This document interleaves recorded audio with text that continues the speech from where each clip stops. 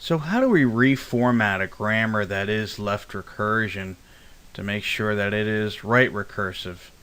Well, there's two different types of left recursion. There is the direct one, where X calls the leftist most symbol of the production, which will be X again. And then there's the indirect left recursion, where X calls A, which A is the leftmost symbol of that production, but then A calls X again. Just a sneaky way of going back to it. Indirect recursion.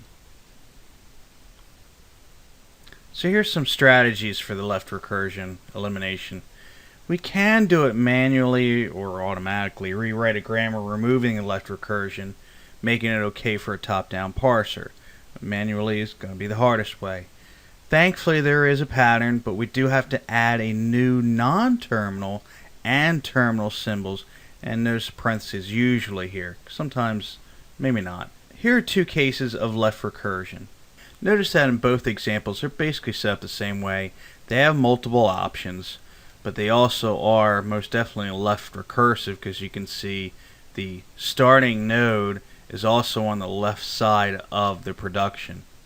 Here you'll see the transforms as follows for both of the examples we had before.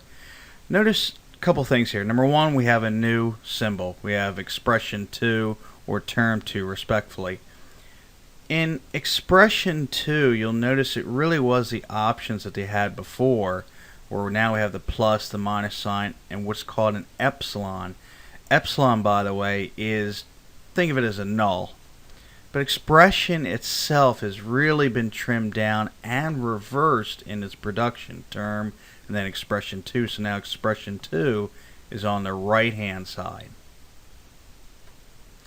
Now we'll prove that it's really worked out here in a moment.